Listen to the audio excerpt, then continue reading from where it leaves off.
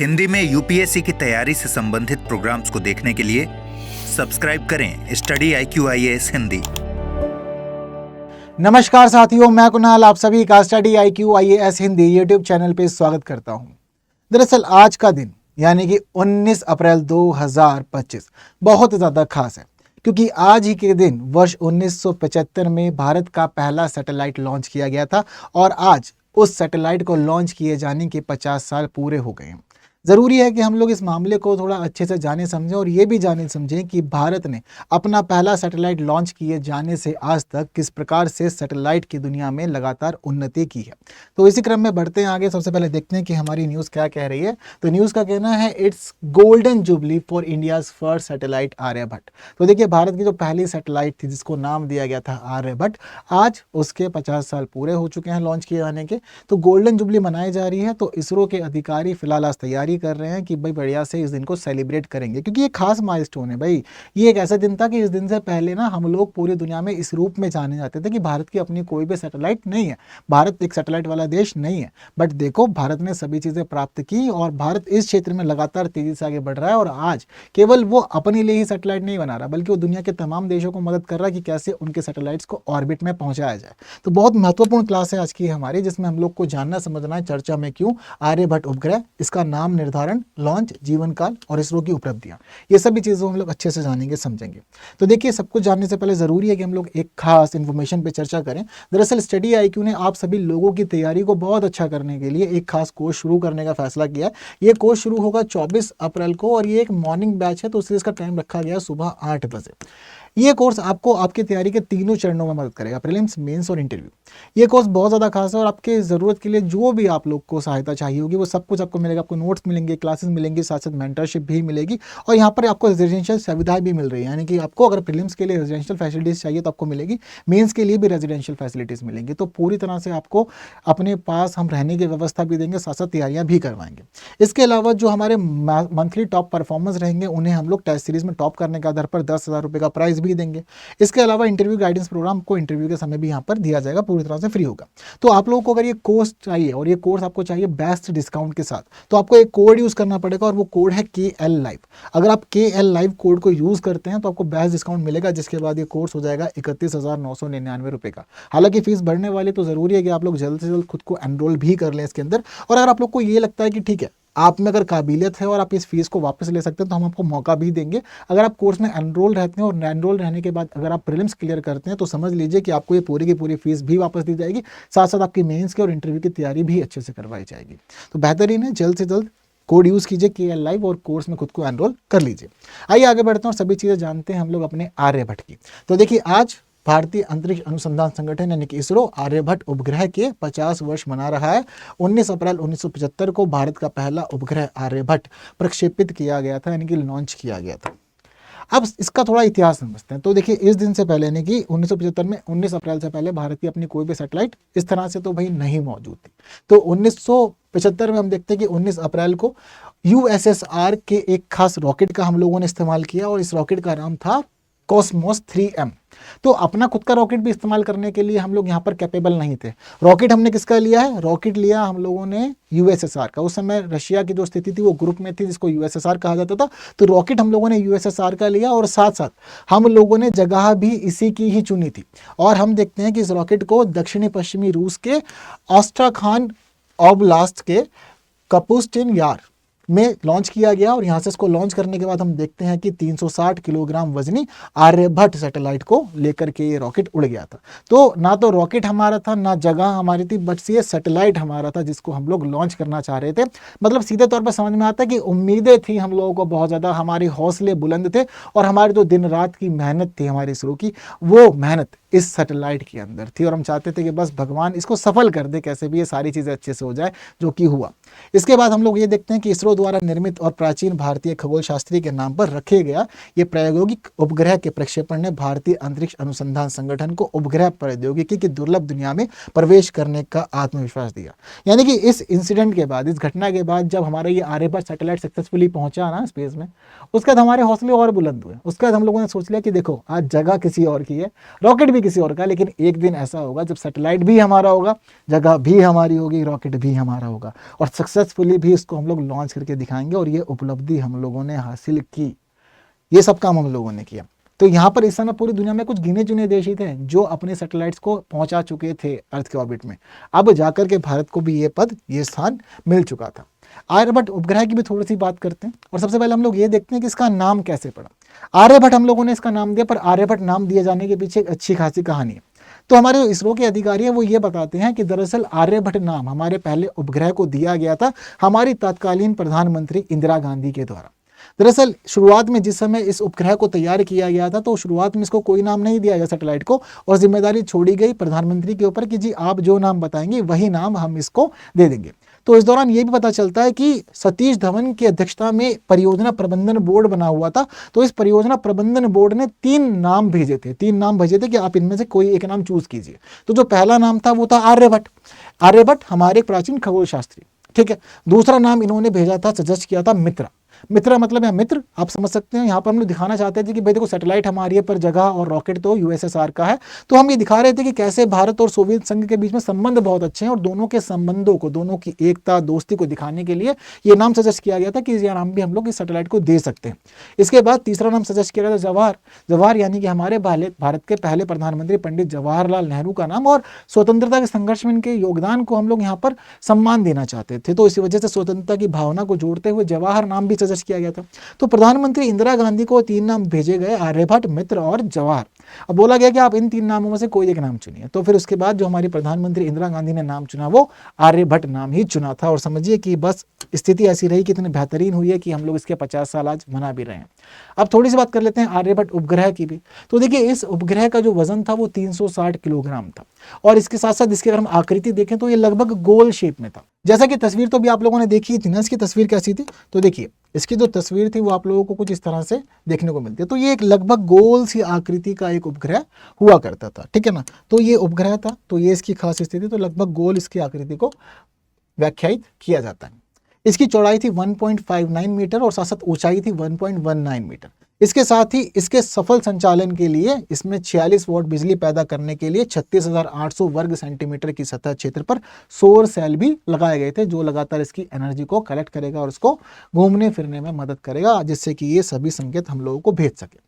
ठीक है, आइए इसके साथ साथ बात कर लेते हैं मिशन की प्रगति की भी। तो देखिए मिशन की प्रगति में हमें यह पता चलता है कि इस उपग्रह ने 563 किलोमीटर इंटू 619 किलोमीटर की कक्षा में, यानी कि जो उपग्रह है इस कक्षा में इसको स्थापित किया गया था। 563 किलोमीटर इंटू 619 किलोमीटर की कक्षा में स्थापित किया गया।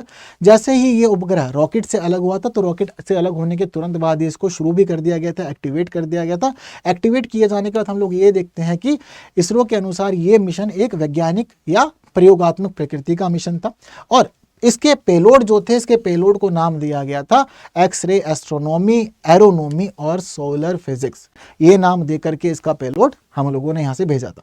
बिजली वितरण प्रणाली में समस्या उत्पन्न होने के कारण पहले कुछ कक्षाओं में केवल एक पेलोड ही संचालित किया जा सका था, फिर कक्षाओं को बदलने का काम किया गया और उपग्रह का पूरा फ्रेम अच्छी तरह से काम कर रहा था, और उपग्रह की कक्षा समाप्त होने से पहले 17 वर्षों तक उस पर नजर रखी गई थी। यानी कि हम लोग ये मानते हैं कि इस उपग्रह को लॉन्च किए जाने के बाद इस उपग्रह का पूरा जीवन काल 17 वर्षों का था। ये 17 वर्ष तक अंतरिक्ष में रहा। 17 वर्ष के बाद जब इसने फिर दोबारा से पृथ्वी के वायुमंडल में प्रवेश किया, वहीं हम लोग मान लेते हैं कि इसका जीवन समाप्त हो गया।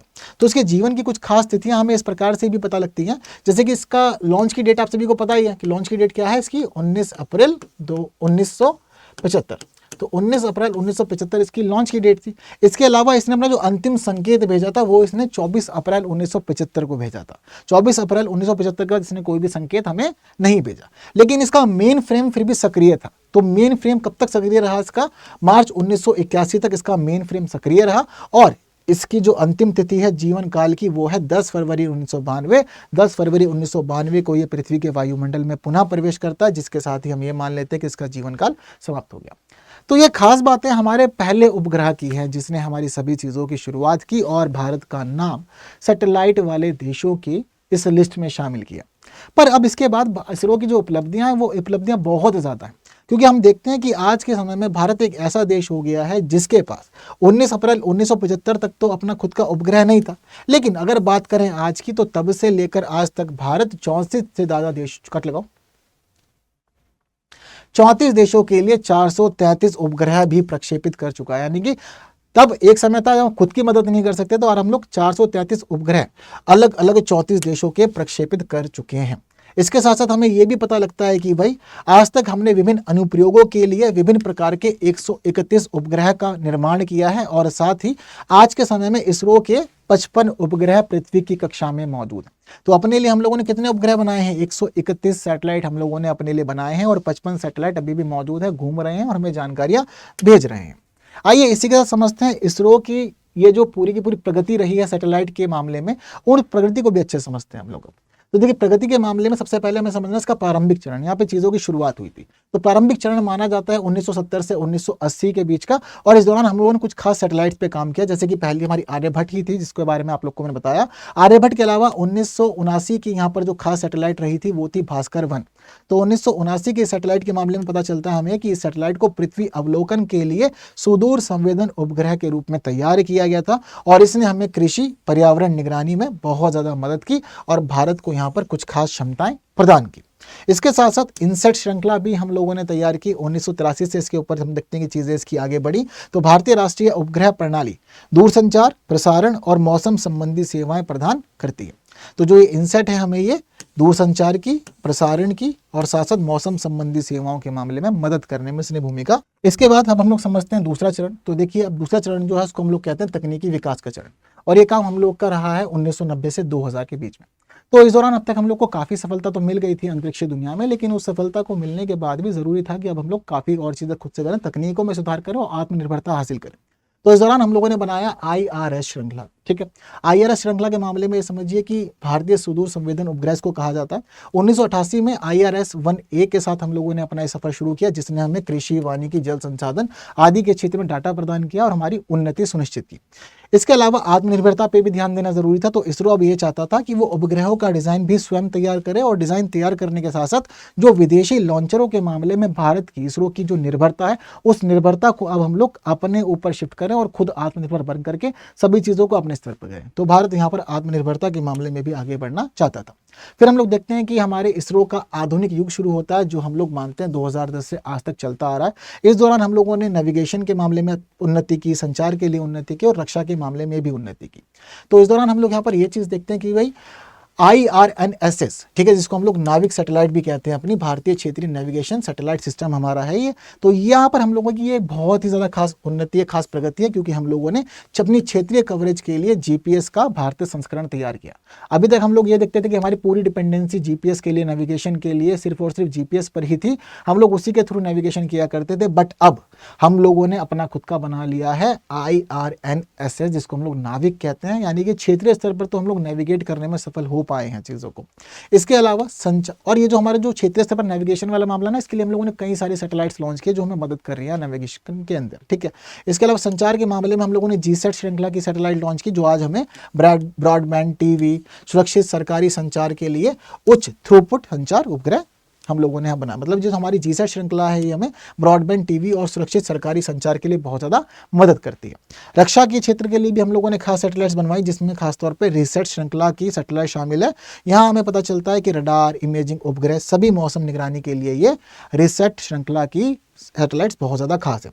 इसके अलावा एमिसेट श्रृंखला भी बहुत ज़्यादा खास है। यहाँ पर विद्युत चुंबकीय स्पेक्ट्रम खुफिया तकनीकों के लिए, खुफिया कार्यों के लिए ये आधारित हमारा एक खास उपग्रह है। तो यहाँ पर भी देखते हैं कि यहाँ पर ये वाली श्रृंखला भी बहुत ज़्यादा खास रही। तो हम लोगों ने लगातार उन्नति की, प्रगति की अलग अलग प्रकार के क्षेत्रों में, और 2010 से आज तक हम लोग अपने आधुनिक युग में आगे बढ़ रहे हैं। और फिलहाल ये समझिए कि अभी फिलहाल हमारे केंद्रीय मंत्री ने खुद ये वाली बात कही है कि भाई जून के महीने में भारत एक खास मिशन को और कंप्लीट करेगा, जो कहेगा, जो इसका नाम है निसार, जो कहलाएगा निसार। ठीक है, तो निसार पे काफ़ी लंबे समय से काम चल रहा है, और ये भारत के साथ साथ अमेरिका का भी एक संयुक्त प्रोजेक्ट है, नासा इसरो। तो इस वजह से हमें यहाँ पता चलता है कि बहुत ज़्यादा खास होने वाला है। तो ऐसी हम लोग उन्नति प्रगति करते हुए आगे बढ़ रहे हैं। इसके साथ साथ आधुनिक युग में शामिल है एक खास माइलस्टोन भी। यहाँ पर हमें पता चलता है कि 2017 में हम लोगों ने कार्टोसैट 2 श्रृंखला की सैटेलाइट लॉन्च की, जो हमें उच्च रेजोल्यूशन पृथ्वी की जानकारी देती है। ठीक है, यानी कि उच्च रेजोल्यूशन के साथ पृथ्वी का अवलोकन करने में मदद करती है। 2017 में हम लोगों ने एक खास विश्व रिकॉर्ड भी बनाया था, एक वर्ल्ड रिकॉर्ड बनाया था, क्योंकि इसरो ने एक ही मिशन PSLV C-37 में 104 सैटेलाइट्स को एक साथ लॉन्च कर दिया था। तो ये पूरी दुनिया के लिए वर्ल्ड रिकॉर्ड था, सबसे खास चीज़ बन गई थी उस समय। ठीक है, तो ये सारी की सारी खास चीज़ें हैं जो ज़रूरी हैं कि हम लोग आज के अपने खास दिन पर समझें।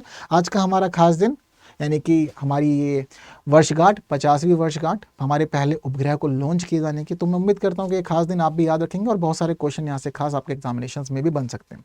तो ज़रूरी है कि आप लोग मुझे इस प्रश्न का उत्तर दें, भारत के पहले उपग्रह आर्यभट्ट को निम्नलिखित में से किस देश से लॉन्च किया गया था? भारत, रूस, श्रीलंका और अमेरिका।